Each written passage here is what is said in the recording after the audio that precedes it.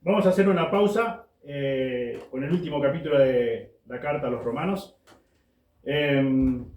Y quiero que estemos viendo por algunos domingos, estudiando acerca del carácter y los atributos de Dios. Creo que es fundamental, como vamos a estar viendo hoy. Toda la palabra de Dios es fundamental, es radical, es primordial, es de suma importancia que la estudiemos completa, de tapa a tapa. Los 66 libros que componen la Biblia, los 39 del Antiguo y 17 del Nuevo. Pero creo que es preciso, necesario que quizás estamos todos conociendo al Dios verdadero, al Dios de la Biblia. Pero también existe la posibilidad, existió antes, existe hoy día, y que en medio nuestro haya personas que crean que conocen al Dios verdadero y todavía no lo han conocido. Entonces, por eso tomé la decisión de hacer una pausa con la carta a los romanos y comenzar a estudiar hoy a Dios, su carácter, sus atributos. Y quiero que abran sus Biblias allí en el libro de los Hechos, capítulo 17. Hechos, capítulo 17, vamos a empezar a leer a partir del versículo 16.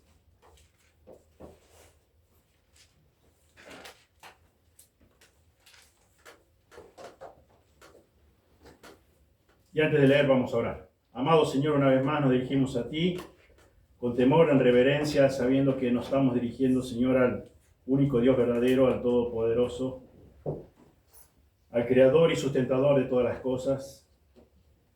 Y Señor, con actitud humilde, Señor, nos dirigimos a ti y queremos pedirte que nos ayudes a comprender lo que tu palabra dice, no otra cosa. Solo las Sagradas Escrituras, solo lo que tú revelaste para que nosotros pudiéramos conocer.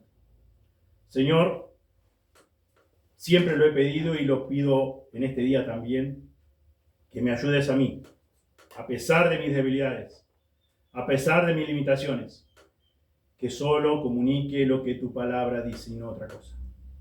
Porque tu palabra es toda poderosa. Porque tu palabra es la que por medio de ella tú nos hiciste renacer. Porque tu palabra vive y permanece para siempre. Las palabras del hombre de nada sirven. Señor, gracias por tu bendita y sagrada palabra. Ayúdanos a comprender lo que tu palabra misma dice en esta mañana. Pedimos todo y te damos gracias en el nombre de Jesús. Amén. Hechos 17, versículo 16. Comenzamos a leer a partir de ese versículo. Mientras Pablo los esperaba en Atenas, su espíritu se enardecía viendo la ciudad entregada a la idolatría.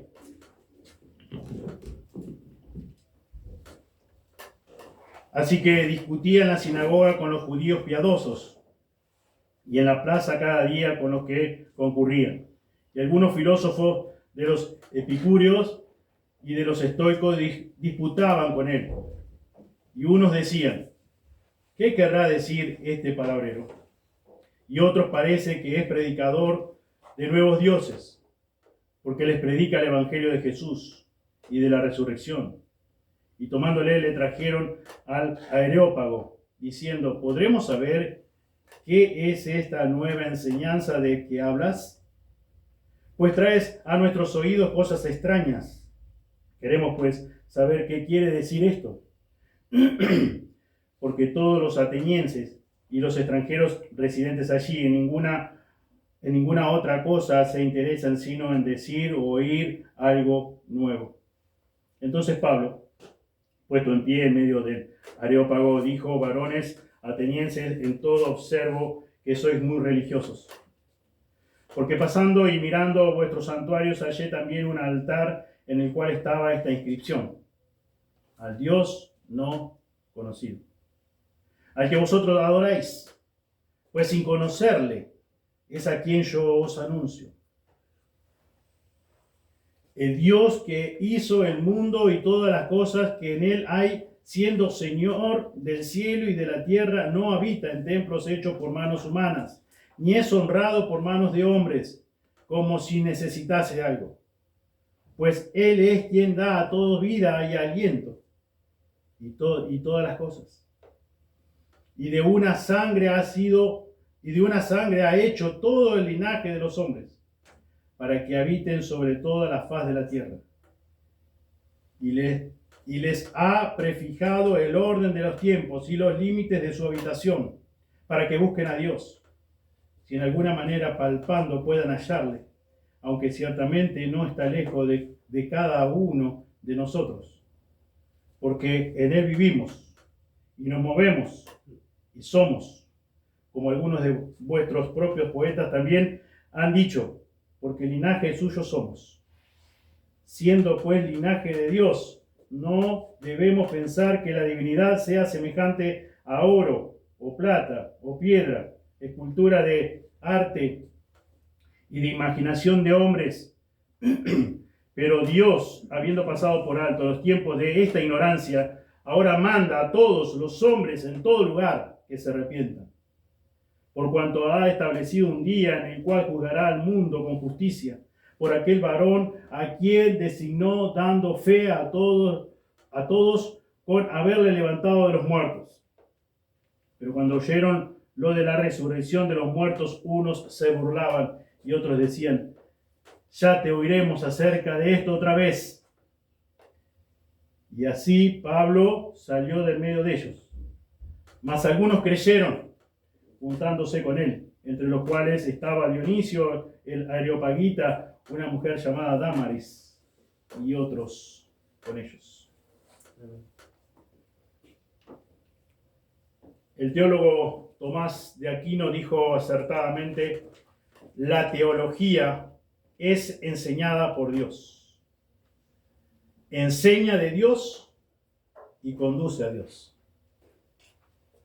A.W. Tozer dijo: lo que nos viene a la mente cuando pensamos en Dios es lo más importante de nosotros. Nuestra teología determina nuestras creencias sobre la verdad. Nuestra teología determina nuestras creencias sobre la realidad, la ética, el significado y el propósito de la vida. La teología es enseñada por Dios. Enseña de Dios y conduce a Dios. Y lo más importante de todos nosotros es lo que viene a la mente, lo que rápidamente viene a nuestra mente cuando pensamos en Dios. Lo más importante de una persona es cómo esa persona percibe y concibe a Dios. Por lo tanto, tu perspectiva de Dios va a tener repercusiones múltiples en cada área de tu vida. La perspectiva de Dios que vos tenés. La perspectiva que vos tenés de Dios afecta cómo vos pensás. La perspectiva de Dios que vos tenés afecta tu matrimonio si estás casado. Si tenés hijos, afecta cómo creas a tus hijos. Afecta cómo te relacionás con otras personas. La perspectiva que vos tenés de Dios afecta cómo vos trabajás. ¿Qué relación tenés con tu amo, con tu patrono, con el dueño de la empresa o lo que sea? Con tu jefe. Pero sobre todo afecta primordialmente en la manera como nos relacionamos con Dios. Cómo le adoramos a Dios. Si vos tenés una perspectiva equivocada de Dios, vas a tener también una perspectiva equivocada de vos mismo. Y si tenés una perspectiva errada de vos mismo, vas a tener una perspectiva errada del pecado. Y si tenés una perspectiva errada del pecado, vas a tener una perspectiva errada también de la salvación. Y si tenés una perspectiva errada de la salvación, vas a vivir una vida religiosa. Una vida decadente. Una vida mundana, que mucho no se diferencia de los que no conocen a Cristo. Y lo peor de todo, que vas a estar ofreciendo a Dios adoración que es defectuosa.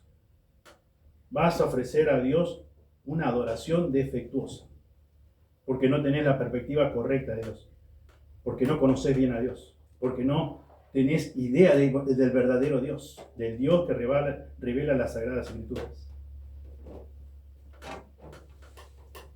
Si vos y yo tenemos una visión baja, pobre de Dios, vamos a tener una visión muy alta de nosotros mismos. Y si vos y yo tenemos una visión muy alta de nosotros mismos, entonces vamos a pensar que nosotros somos los que determinamos cómo relacionarnos con Dios, producto de nuestra gran estima, de nuestro orgullo, de nuestra soberbia, porque tenemos una perspectiva muy alta de nosotros mismos y muy baja de Dios. Y entonces nos creemos con cierta facultad o autoridad para determinar y decir, yo me voy a relacionar con Dios de esta manera, de esta forma. Yo voy a vivir de esta manera. Yo voy a poner las normas. Yo voy a establecer lo que a mí me parece correcto. ¿Cómo debo de proceder en esta circunstancia? Como dije antes, ¿cómo debo llevar adelante mi relación matrimonial? ¿Cómo debo criar a mis hijos? La Biblia dice que debo criar a mis hijos en la disciplina y amonestación del Señor. Y yo digo, no creo que sea tan así. Yo los voy a criar como yo quiero, como a mí me parece. Quizás como me criaron mis padres, o quizás un poquito mejor. Y yo busco la manera, y yo determino cómo obedecer a Dios, cómo relacionarme con Dios.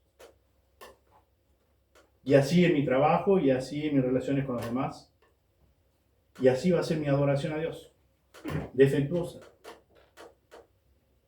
Y si nosotros somos los que determinamos cómo nos relacionamos con Dios, nuestra concepción, idea o concepto de Dios va a estar errada, equivocada, distorsionada, defectuosa.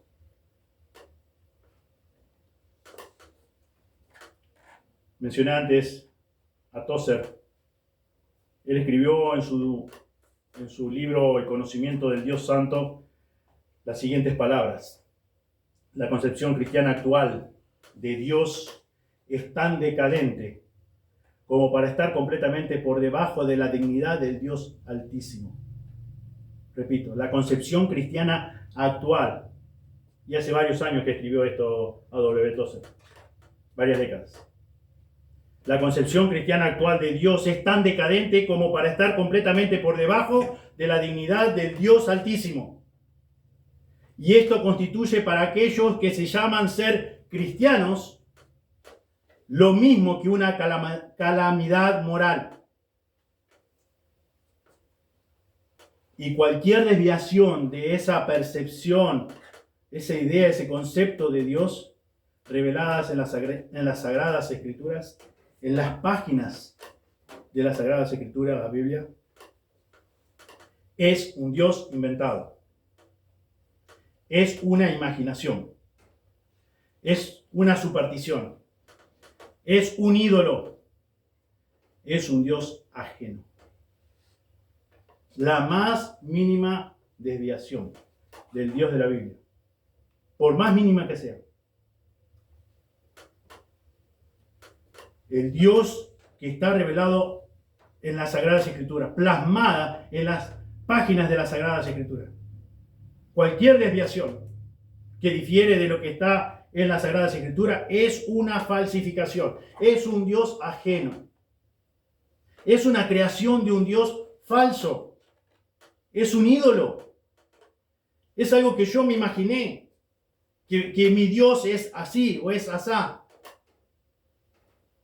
Todos los seres humanos, como pecadores que somos, siempre vamos a tener una fuerte tentación y el impulso de crear una versión subjetiva y idealizada sobre nosotros mismos.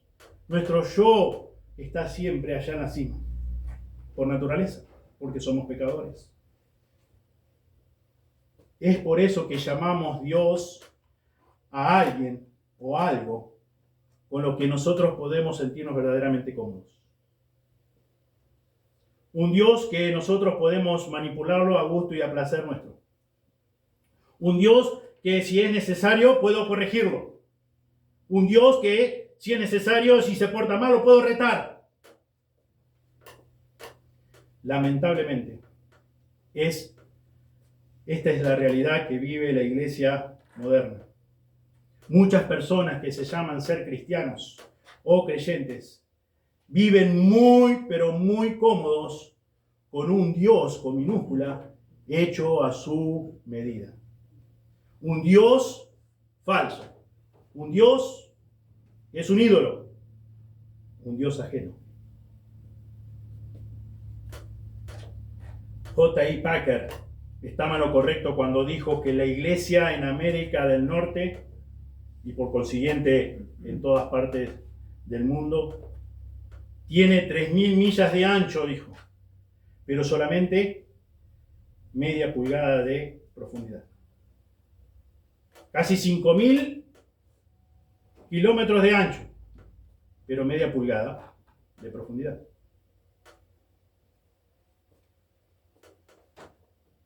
En su análisis final, la mayoría de nosotros estamos tan familiarizados con Dios, pero la realidad es que no le conocemos como deberíamos conocerle.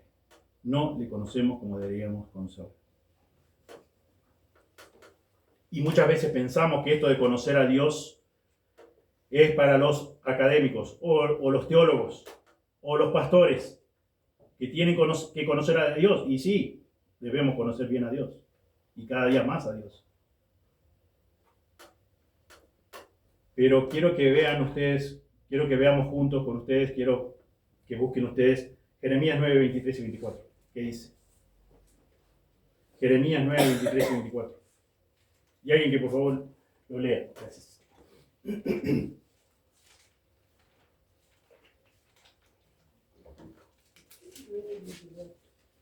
Jeremías 9, 23 y 24. Que lo tenga lo puede leer, por favor. Así dijo Jehová: no se alabe el sabio en su sabiduría, ni en su valentía se alabe el valiente, ni el rico se alabe en sus riquezas. Mas alábese en esto el que se hubiere de alabar, en entenderme y conocerme que yo soy Jehová, que hago misericordia, juicio y justicia en la tierra, porque estas cosas quiero, dice Jehová. Amén, gracias. ¿Cuál es la expectativa de Dios para todos nosotros? Que le conozcamos, que le entendamos. El creador del universo está diciendo, está demandando que vos le conozcas, que vos lo entiendas. Algunos seguramente estarán pensando que Dios es trascendente, que es incomprensible. Y es correcto. ¿Por qué? Porque Deuteronomio 29, 29 nos dice que las cosas secretas pertenecen a Jehová nuestro Dios, mas las reveladas son para nosotros y para nuestros hijos para siempre, para que cumplamos todas las palabras de esta ley. Dios se reveló a sí mismo para que nosotros podamos guardar su ley, dice el texto. Obedecer la palabra de Dios, obedecer la Biblia. Las cosas secretas le pertenecen a Dios, dice. Que hay cosas que de Dios, cosas que le pertenecen a Dios y que nosotros nunca vamos a entender. Porque Él no nos reveló tales cosas.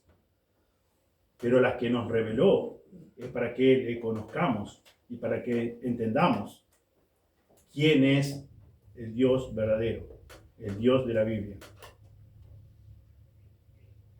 Y Él nos reveló, Él se reveló a sí mismo en las páginas de las Escrituras.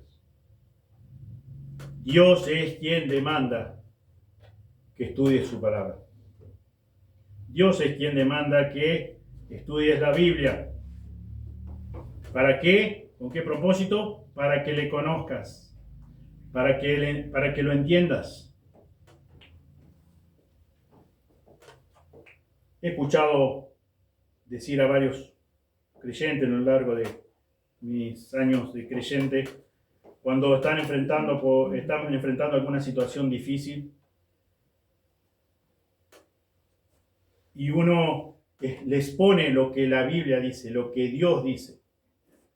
Y la respuesta de estas personas han sido la siguiente: mi Dios nunca diría algo así. Mi Dios nunca haría algo así. O mi Dios nunca pensaría de esa manera que me estás hablando. De esa manera que me estás mostrando. Mi Dios nunca tomaría ese tipo de decisiones de esa forma, de esa manera. Mi Dios nunca pensaría tal cosa. A lo que en verdad he tenido que responder es que es verdad lo que está diciendo. Su Dios nunca va a hacer ninguna de esas cosas. ¿Por qué? Porque su Dios no existe. Su Dios no existe. Es un ídolo. Es un Dios ajeno. Es una imaginación que tiene de Dios.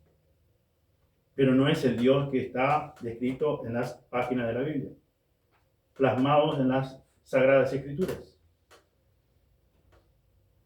La razón por la cual algunas verdades de las Escrituras nos molestan es porque contradicen al Dios que hemos creado en nuestra mente. Muchas veces son cosas que nos comunican desde un púlpito o personalmente, y decimos no, y nos molestamos, y nos enojamos. ¿Por qué? Porque está contradiciendo con el Dios que tengo acá en mi mente, con el que yo me he creado, con la imaginación, con ese Dios que resulta recómodo. Y la razón por la cual hemos creado un Dios en nuestra mente es porque tenemos una perspectiva muy, pero muy baja del Dios Santo, el Dios de la Biblia. Y como tenemos una perspectiva muy baja del Dios Santo, ¿qué tenemos? Una perspectiva muy alta de nosotros mismos. Y nosotros nos creemos con el derecho, la potestad de tomar las decisiones y decir, no, mi Dios nunca haría eso. Mi Dios nunca me pediría esto. No, ¿cómo me va a pedir eso? Y viene a mi mente que quizás en la mente de un joven puede decir, no, pero ¿cómo es que tengo que buscar una chica o un muchacho dentro de la iglesia? No, ¿cómo?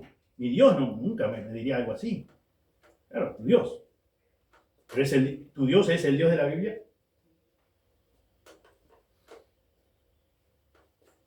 Y el tener una muy alta perspectiva de nosotros mismos nos hace pensar que tenemos toda autoridad para domesticar a Dios. Pensamos que tenemos la autoridad de hacerlo a nuestra imagen, de acomodarlo a nuestros gustos, nuestras preferencias.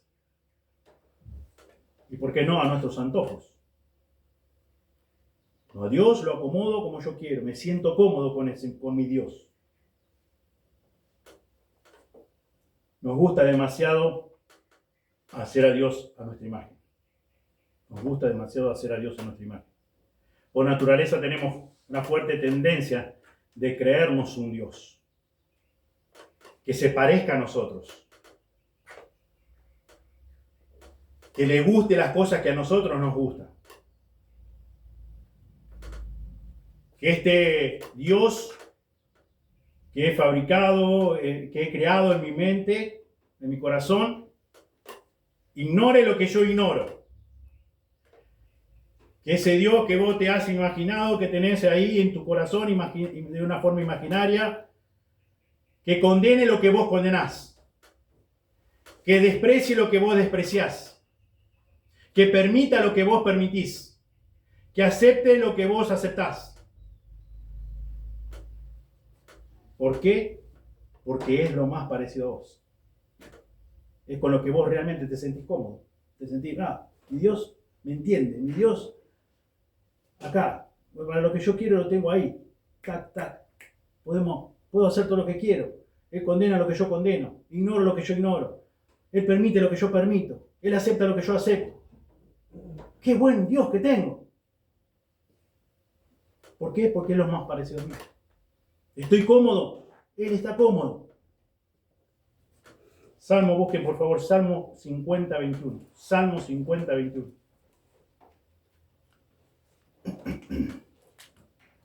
Y también voy a pedir a alguien voluntario o voluntaria que lo pueda leer, por favor. Gracias.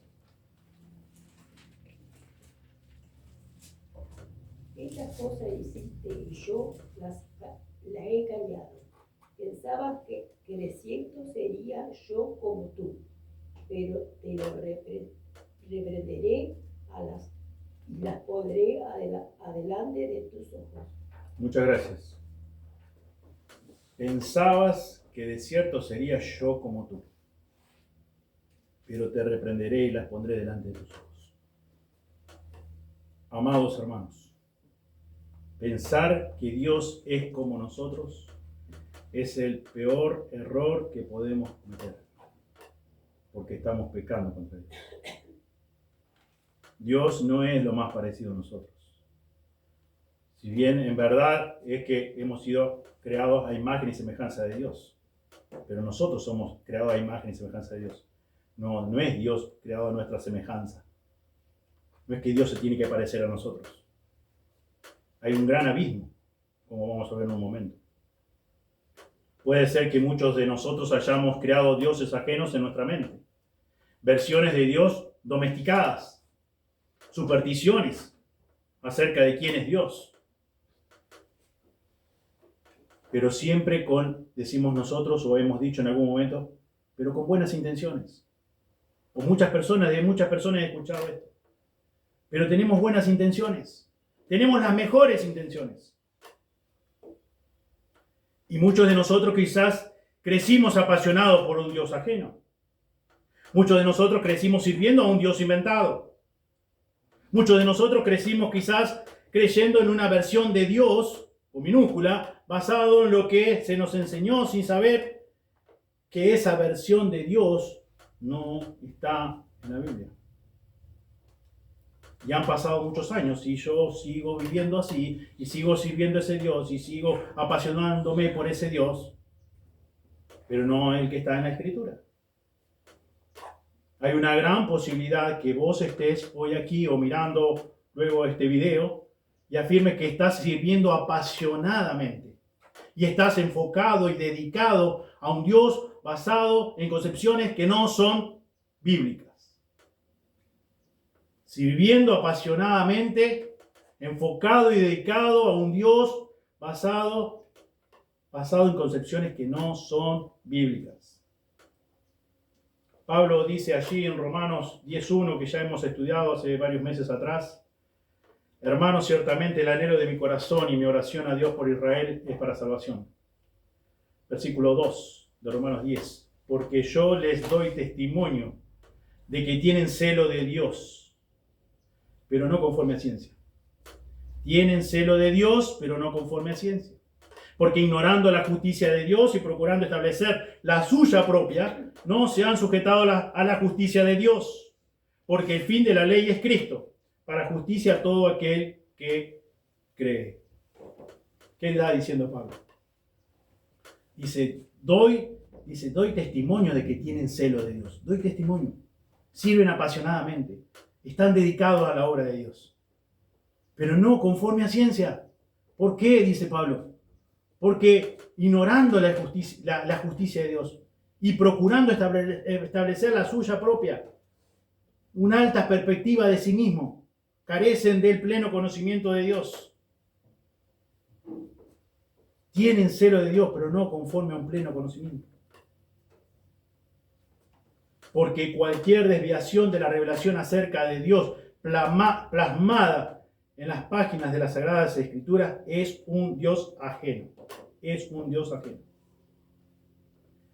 De la misma manera, nosotros podemos estar apasionadamente y sinceramente sirviendo a un Dios ajeno, a un Dios falso, a un ídolo. Es por eso que estudiar el carácter y los atributos de Dios es tan vital en nuestra vida, porque determina lo que somos, determina lo que hacemos, determina cómo vivimos cada día, afecta nuestro diario vivir, afecta nuestras prioridades, cómo nos relacionamos en primer lugar con Dios y también cómo nos relacionamos con el resto de las personas. Tiene un impacto tremendo. Por eso es crucial y es necesario que conozcamos el carácter y los atributos de Dios. Porque como decíamos al comienzo, de acuerdo a cómo es tu teología, es como vos vivís. No son suficientes tus buenas intenciones, no alcanzan. No confíes, no deposites toda tu confianza en que vos tenés buenas intenciones, en servir a Dios, en amar a Dios. ¿A quién estás amando? ¿A quién estás sirviendo? ¿Al Dios de la Biblia? Amén. Pero si no es al Dios de la Biblia, arrepentite, pedí perdón a Dios. Y busca entenderle y conocerle cada día más y más, porque es lo que Dios te demanda, como hijo o hija de Él. No son suficientes tus buenas intenciones, no alcanzan. En Éxodo 19 y 20 conocemos que es donde encontramos los 10 mandamientos. Pero a modo de introducción, para que podamos entender lo que está pasando en estos capítulos 19 y 20, el pueblo, todos, ya creo que todos sabemos, conocemos, por la gracia de Dios, el pueblo de Israel estuvo en Egipto por más de 400 años y la mayoría de esos tiempos estuvieron en esclavitud. Dios es quien determina sacar al pueblo de Israel de Egipto y separa a Moisés para esa misión. Los primeros 3 capítulos de Éxodo relatan la biografía de Moisés. Capítulo 4 y 14 vemos cómo Dios demuestra su poder en contra de Egipto, en contra de Faraón, en contra de su propio ejército. A través de las plagas destruye a Faraón y a todo su ejército. Entonces Dios, por medio de Moisés, saca a su pueblo de la tierra de servidumbre, lo que se conoce como un éxodo masivo. Y de capítulo 15 al 18 vemos a Dios guiando al pueblo de Israel. Y salieron, dice, al desierto de Shur, por el desierto de Sin y por el desierto de Refidim. Vemos cómo Dios provee sus necesidades, brindándole agua, proveyéndole maná, proveyéndole carne. También vemos a Dios protegiéndolos de Amalek. También vemos a Dios guiándolo a través de una columna de fuego durante la noche y una columna de nube durante el día. Y llegamos a capítulo 19. 3 meses después que ellos habían partido de Egipto, ellos llegan al desierto de Sinaí. Capítulo 19 nos dice que están a los pies del monte Sinaí. Es justamente en el monte Sinaí donde Dios se autorrevela. Y nos dice quién es Él. Y nos dice qué fue lo que Él hizo. Pero también Dios revela lo que Él demanda de su pueblo. En el capítulo 19 vemos a Dios revelándose en el monte Sinaí a través de una nube gigantesca, donde se escuchan truenos, donde se ven relámpagos, donde se ve fuego, y el pueblo estaba completamente aterrado por esta experiencia. Y leemos en el Éxodo 19, 1 al 3, que dice: en el mes tercero de la salida de los hijos de Israel de la tierra de Egipto, en el mismo día llegaron al desierto de Sinaí. Habían salido de Refidim y llegaron al desierto de Sinaí y acamparon en el desierto. Y acampó allí Israel delante del monte. Y Moisés subió a Dios. Y Jehová lo llamó desde el monte, diciendo: así dirás a la casa de Jacob y anunciarás a los hijos de Israel. Y vemos cómo en el resto del capítulo 19 se inicia una serie de discursos entre Dios y Moisés. Dios está hablando a Moisés, dando información que Él quiere que el pueblo de Israel sepa, que el pueblo de Israel conozca. Y este discurso llega a su clímax en el capítulo 20, lo que nosotros conocemos como los 10 mandamientos. Y a través de estos versículos, vemos a Dios autorrevelándose, donde Él nos deja bien en claro quién es Él, qué es lo que Él hizo y qué es lo que Él demanda. quién es Él, lo que hizo y lo que Él demanda.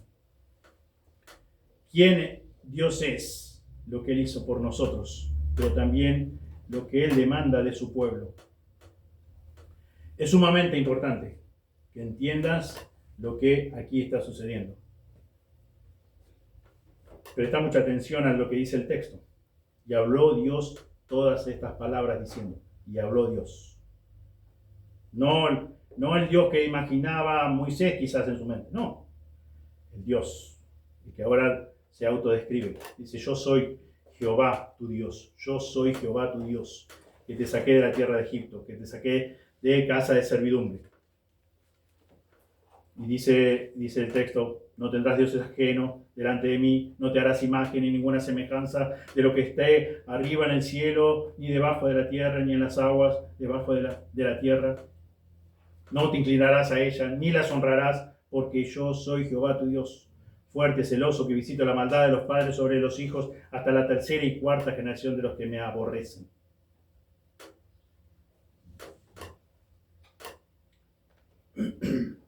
Yo soy, dice Dios. Yo soy Jehová tu Dios. Y aquí nos encontramos con esta verdad trascendental acerca de Dios. Monumental, podemos decir. Dios comienza su autorrevelación con las siguientes palabras. Yo soy Jehová tu Dios. Yo soy y ninguno otro. No te harás imagen ni ninguna semejanza. ¿Recuerdan allí en capítulo 3 de Éxodo?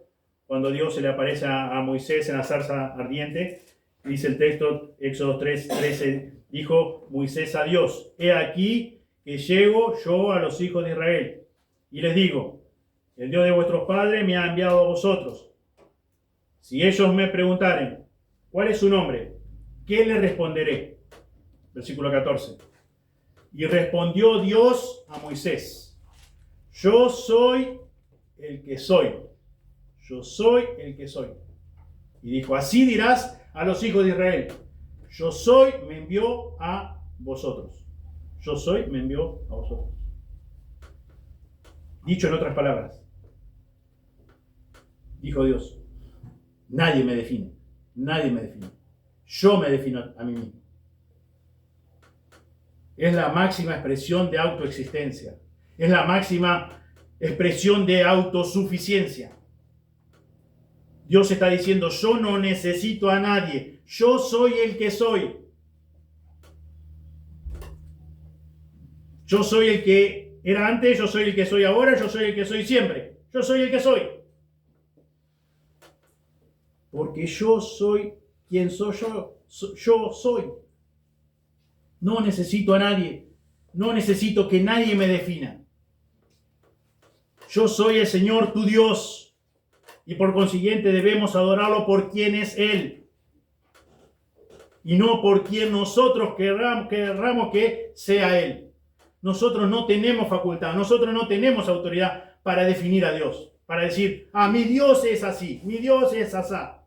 No, es el Dios de la Biblia. Es el que dijo, yo soy el que soy. Y ese que dijo, yo soy el que soy, dice, yo soy tu Dios. Yo soy tu Dios. Dios se define a sí mismo en las Sagradas Escrituras. Dios es incomprensible. Dios es trascendente. Dios es inminente. Trascendente, que está más allá de nosotros. Inminente, que está en medio de nosotros. Yo soy el que soy. Es Dios santo. Es Dios justo. Es Dios recto. Dios es soberano. Dios es autosuficiente. Dios es autoexistente. Dios es eterno. Dios es infinito. Dios es ira. Dios es sabio. Dios es inmutable. Dios es omnisciente. Dios es omnipotente. Dios es omnipresente. Dios es amor. Dios es clemente. Dios es misericordioso. Este es el Dios que revela la Biblia. Este es el Dios que revela la Biblia. Yo soy el que soy. Yo soy, me envió a vosotros, le dijo Moisés. Así dirás al pueblo.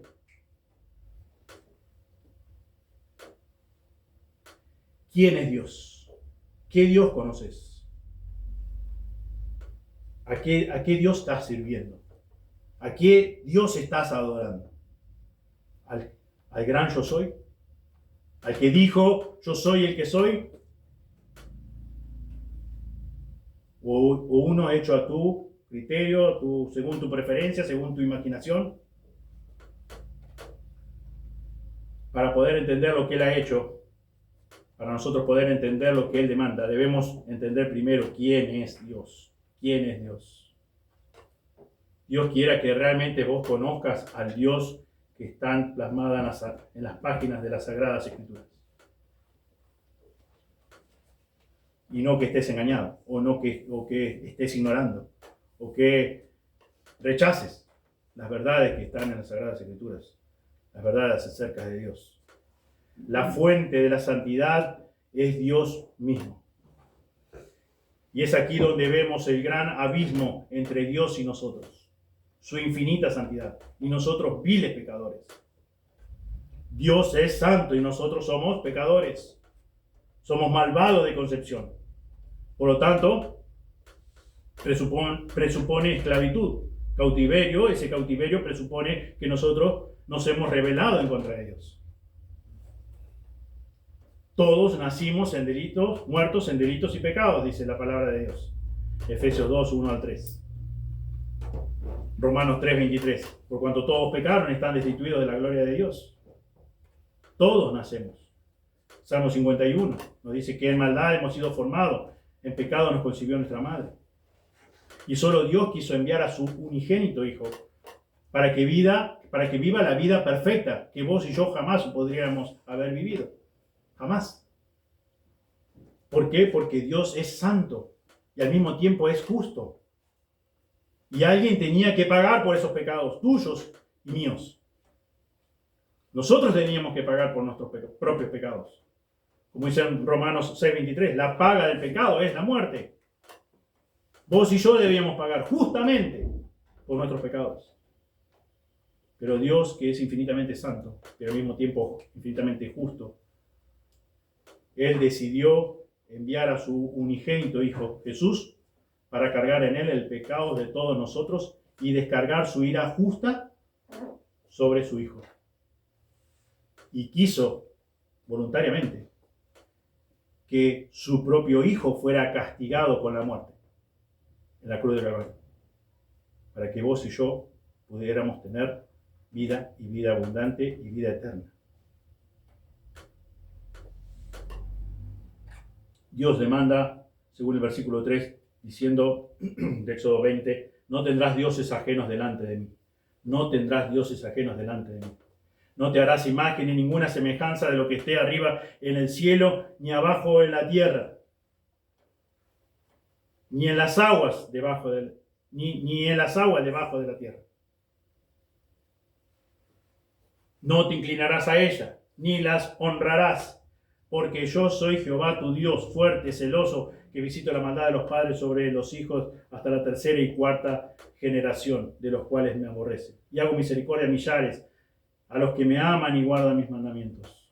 No tomarás el nombre de Jehová tu Dios en vano, porque no dará por inocente Jehová al que tomare porque no dará por inocente Jehová al que tomare su nombre en vano.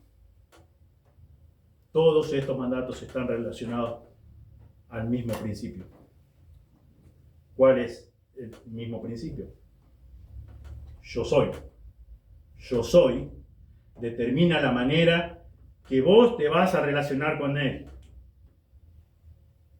Yo soy determina la manera que vos te vas a relacionar con Él. No queda a criterio tuyo de cómo vos querés relacionarte o cómo vos te sentís más cómodo relacionarte con Dios. Yo soy Dios, el único Dios verdadero, el Dios de la Biblia, determina la manera en que te vas a relacionar con Él. Si vos te has creado un Dios ajeno, no llames Dios a eso. ¿Por qué? Porque Dios dice, yo soy Yo soy es tu Dios. Y yo soy es quien define cómo te vas a relacionar conmigo. ¿Te queda claro? ¿Tenés eso en claro? Dios es quien determina la manera cómo vos debes relacionarte con Él. ¿Por qué? Porque yo soy es tu Dios. Yo soy es tu Dios. Y en el versículo 5 nos dice que es celoso, cuyo significado es que Dios está apasionado por su propia gloria. A Él le pertenece toda la gloria. Vos no te podés gloriar. Bueno, en tal caso estarías vanagloriando. Yo me estaría vanagloriando. Porque no tengo nada. He sido, estando muertos en delitos y pecados, como decíamos recién, como dice la Escritura, no tenía la facultad, no tenía la capacidad para salvarme a mí mismo. Imposibilitado totalmente. Solo por la gracia, por la misericordia de Dios, por la obra redentora de Cristo en la cruz. Solo puedo ser salvo, solo por gracia, por medio de la fe. Pues es un don de Dios la fe, que nos regaló para que pudiéramos depositar en la misma persona de Cristo, una obra redentora, sustitutiva. Él es celoso. Dios está apasionado por su gloria. Dios no quiere compartir su gloria con nadie. No quiere compartir su gloria con vos. No quiere compartirla con un ídolo. Es su gloria. Capítulo 24, versículo 7 de Éxodo dice: tomó el libro del pacto y lo leyó a los oídos del pueblo, el cual dijo: haremos todas las cosas que Jehová ha dicho. ¿Y qué más? Y obedeceremos. Vamos a obedecer todas las cosas que Dios ha dicho. Toda la ley de Dios, todos los mandatos, todos los mandamientos, los vamos a obedecer. Interesante, ¿no? Qué bueno. Y hasta ahora parece que todo está muy bien. Parece que entendieron. Pero ¿qué pasa después de 40 días? Moisés está arriba en el monte Sinaí hablando con Dios y el pueblo que comenzó a desesperarse. ¿Y ahora qué vemos? La idolatría del pueblo fue de querer hacer un Dios a su medida, un Dios a su gusto, un Dios según su imaginación. Un Dios con el cual ellos pudieran sentirse cómodos. Y es lo que muchas veces tenemos una tendencia fuerte todos nosotros. Tener un Dios a nuestra medida, con el cual nos podamos sentir cómodos. Con el cual podamos decir: esto decido hacer, esto no decido hacer, y que no me rete, y que no me cuestione, y que no tenga que dar cuentas, y que acepte lo que yo acepto, y que rechace lo que yo rechazo. Y el pueblo se dispuso a hacer un Dios a su medida, a su gusto, con el cual se sintieran cómodos y lo pudieran adorar como ellos quisieran, a su manera. Pero, recordando, con las mejores intenciones, como dicen muchos. Lo que cuentan son las mejores intenciones, las buenas intenciones. Eso es lo que cuenta. No importa después qué termino haciendo, pero lo importante es si tengo una buena intención. Capítulo 32, versículo 1 dice: viendo el pueblo que Moisés tardaba en descender del monte, se acercaron entonces a Aarón y le dijeron: levántate, haznos dioses que vayan delante de nosotros, porque a este Moisés, el varón que nos sacó de la tierra de Egipto, no sabemos qué le haya acontecido. Y Aarón le dijo: apartad los zarcillos de oro que están en las orejas de vuestras mujeres, de vuestros hijos y de vuestras hijas, y traédmelos. Entonces todo el pueblo apartó los zarcillos de oro que tenían en sus orejas y los trajeron a Aarón. Y él los tomó de la mano de ellos y le dio forma con buril e hizo de ello un becerro de fundición. Entonces dijeron: Israel, estos son tus dioses que te sacaron de la tierra de Egipto. Y viendo esto, Aarón edificó un altar delante del becerro y pregonó a Aarón y dijo: mañana será fiesta para Jehová. Tremendo. Mañana será fiesta para Jehová. Y al día siguiente madrugaron y ofrecieron holocaustos y presentaron ofrenda de paz. Y se sentó el pueblo a comer y a beber, y se levantó a regocijarse. Este era el Dios que necesitamos. Ahora sí, podemos disfrutar de la comida, de la bebida. Estamos felices, realmente felices.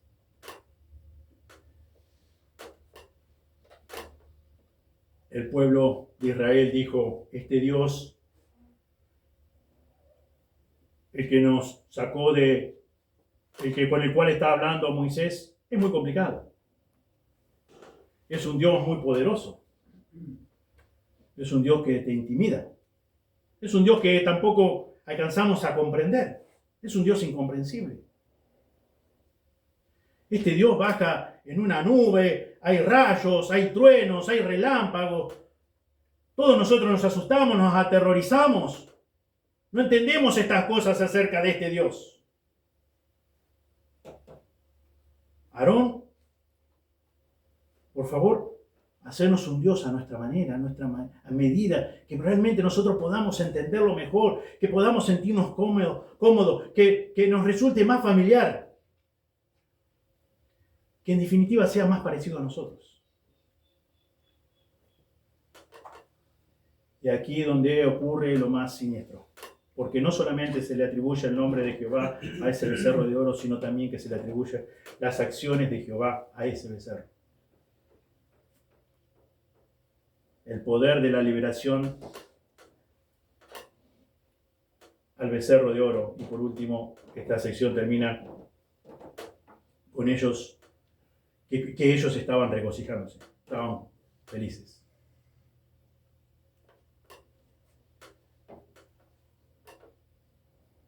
¿Cuál es la reacción de Dios?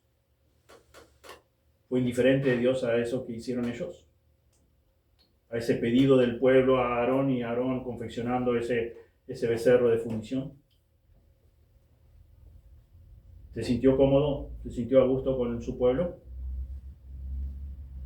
Versículo 7 nos dice que Jehová dijo a Moisés, anda, desciende, porque tu pueblo que sacaste de la tierra de Egipto se ha corrompido.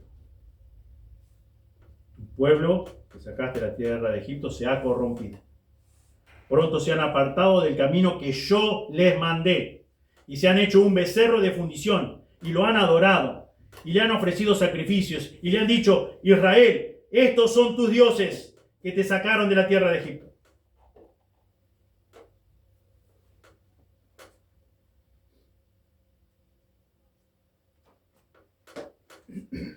Fíjense ahí, por favor. Versículo 10 del capítulo 38 de Éxodo.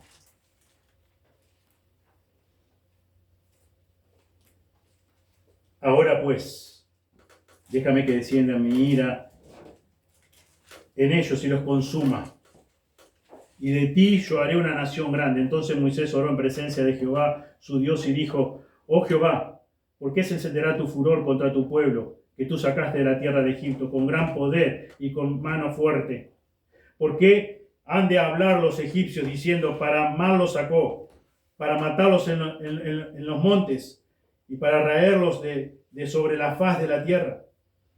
Vuélvete del ardor de tu ira y arrepiéntete de este mal contra tu pueblo. Acuérdate de Abraham, de Isaac, de Israel, tus siervos, a los cuales has jurado por ti mismo, y le has dicho, yo multiplicaré vuestra descendencia como las estrellas del cielo, y daré a vuestra descendencia toda esta tierra de que he hablado. Yo la tomaré por heredad para siempre. Entonces Jehová se arrepintió del mal que dijo que había de hacer a su pueblo. Y volvió Moisés y descendió del monte, trayendo en sus manos las dos tablas del testimonio, las tablas escritas por ambos lados, de uno y del otro lado estaban escritas. Y las tablas eran obra de Dios, y la escritura era escritura de Dios grabada sobre las tablas. Cuando oyó Josué el clamor del pueblo que gritaba, dijo a Moisés, alarido de pelea hay en el campamento. Y él respondió, no es voz de alarido de fuertes, ni voz de alarido de débiles, voz de cantar oigo yo. Y aconteció que cuando él llegó al campamento y vio el becerro y las danzas, ardió la ira de Moisés y arrojó las tablas de sus manos y las quebró al pie del monte. Y tomó el becerro que habían hecho y lo quemó en el fuego y lo molió hasta reducirlo a polvo, que esparció sobre las aguas y lo dio a beber a los hijos de Israel. Y dijo Moisés a Aarón: ¿qué ha hecho este pueblo que has traído sobre él tan gran pecado? ¿Qué te ha hecho este pueblo que has traído sobre él tan gran pecado? Y respondió Aarón: no se enoje, mi señor, tú conoces al pueblo, es inclinado al mal, porque me dijeron: haznos dioses que vayan delante de nosotros, porque a este Moisés, el varón que nos sacó de la tierra de Egipto, no sabemos qué le haya acontecido. Y yo le respondí: ¿quién tiene oro? Apartadlo. Y me lo dieron, y lo eché en el fuego, y salió este becerro. Y viendo Moisés que el pueblo estaba desenfrenado, porque Aarón lo había permitido para vergüenza entre sus enemigos, se puso Moisés a la puerta del campamento y dijo: ¿quién está por Jehová? Júntese conmigo. Y se juntaron con él todos los hijos de Leví. Y él le dijo: así ha dicho Jehová, el Dios de Israel: poned cada uno su espada sobre su muslo, pasad y volved de puerta a puerta por el campamento, y matad cada uno a su hermano, y a su amigo, y a su pariente. Los hijos de Leví lo hicieron conforme al dicho de Moisés, y cayeron del pueblo en aquel día como 3.000 hombres. Como 3.000 hombres. ¿Fue indiferente Dios? No, no fue indiferente Dios. Porque Dios es quien determina quién es Él, y Él determina y demanda al pueblo cómo debemos relacionarnos. ¿Cuáles son sus mandatos? Y el pueblo desobedeció. Y el pueblo no tuvo paciencia en esperar a que bajara Moisés. Y de hecho lo hizo. Quiso ser un Dios a su medida, un ídolo, un Dios ajeno, cuando Dios le había dicho claramente que Él era el único Dios verdadero, que Él era el gran yo soy el que soy. Yo soy tu Dios, no te harás imagen ni ninguna semejanza, no tomes el nombre de Dios en vano. ¿Por qué es tan importante que estudiemos el carácter y los atributos de Dios? ¿Por qué es tan importante? Para que vos y yo no tengamos dioses ajenos. Para que como creyentes podamos verdaderamente servirle de la manera que Dios demanda. Podamos relacionarnos con Dios como Él quiere que nos relacionemos.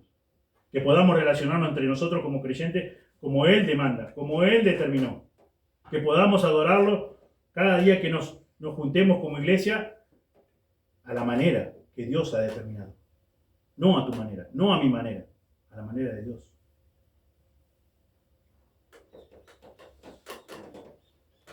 Hoy leíamos Hechos 17, 22, quiero leer nuevamente, Hechos 17, 22. Entonces Pablo, puesto en pie en medio del areópago, dijo: varones atenienses, en todo observo que sois muy religiosos. Porque pasando y mirando vuestros santuarios hallé también un altar en el cual estaba esta inscripción: al Dios no conocido. Al Dios no conocido. Al que vosotros adoráis, pues sin conocerle. Vosotros adoráis sin conocerle. Y Pablo dice: es a quien yo anuncio. Él, yo lo conozco. Él es el Dios que hizo el mundo y todas las cosas que en él hay. Y Él no habita en templos hechos por manos humanas. Y tampoco es honrado por manos de hombres, como si necesitase de algo. Dios es autosuficiente. Dios es autoexistente. Dios es todopoderoso. Dios no necesita nada de vos, no necesita nada de mí, pero Él sí ha determinado cómo debemos relacionarnos con Él, cómo debemos adorarlo, cómo debemos relacionarnos entre nosotros.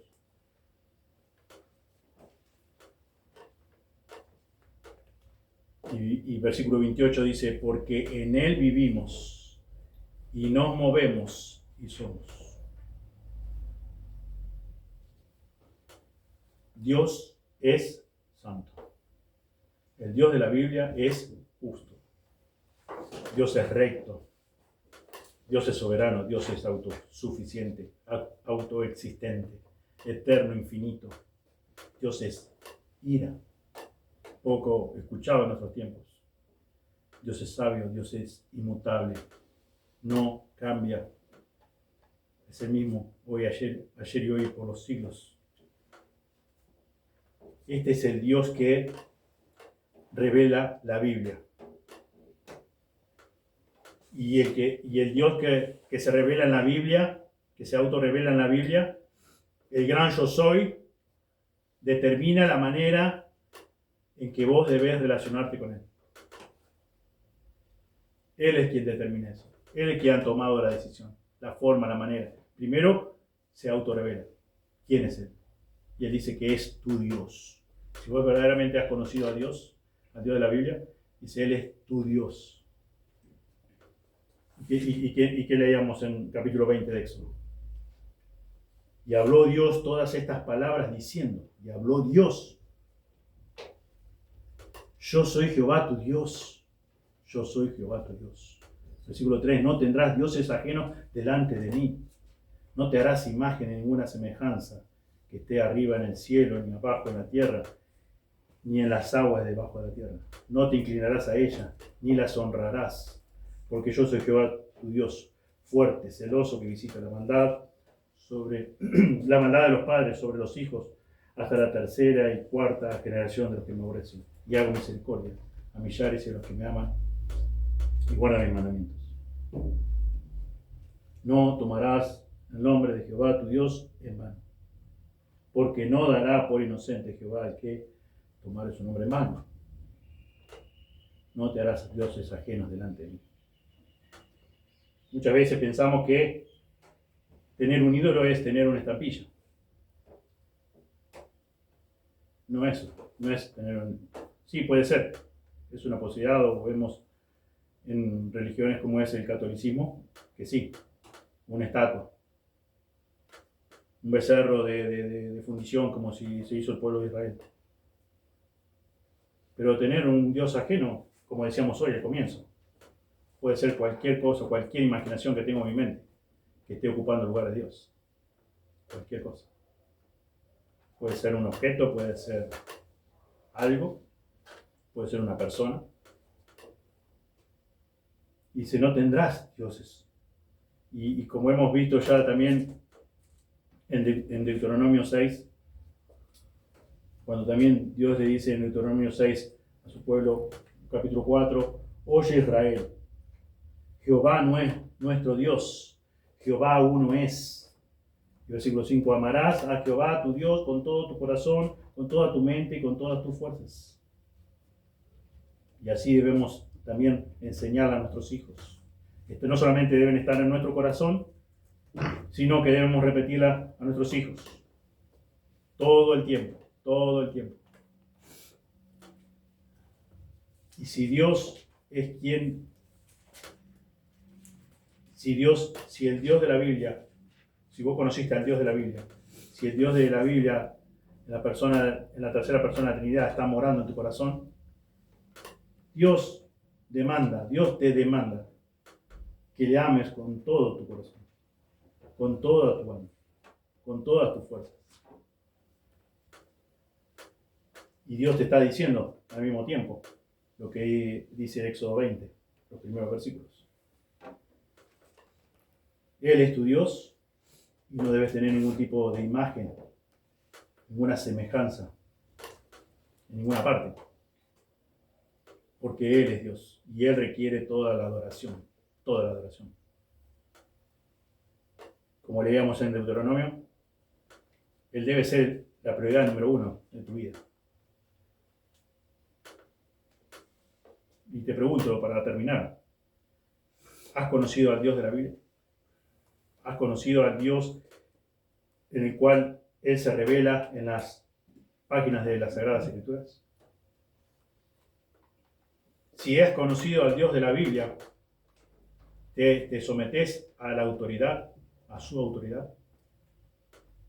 ¿Le obedeces sus mandamientos? Porque Él se autorreveló y también nos dejó sus mandatos, sus mandamientos.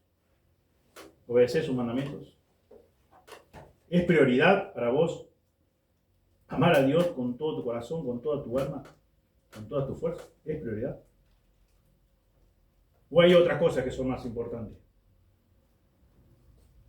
Y no las voy a enumerar, pero vos sabés si hay otras cosas más importantes, ¿no?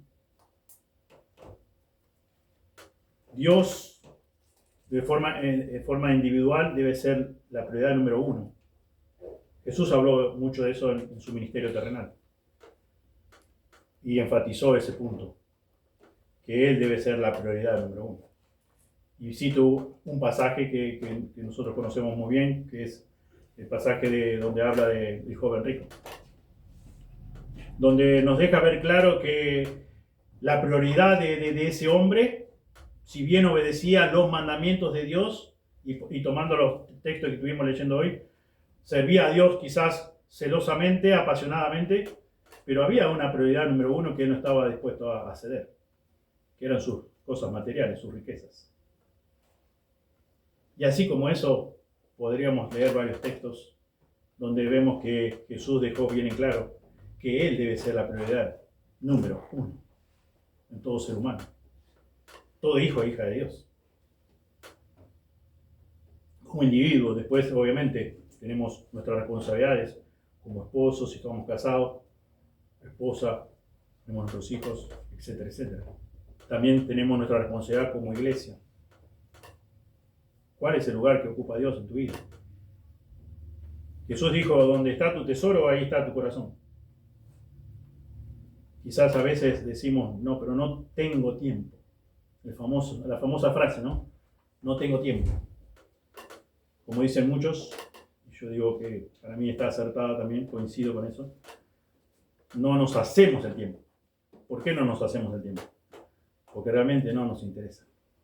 No nos interesa. Y temo de que haya entre nosotros personas que tengan un Dios ajeno. Y Dios quiera que no.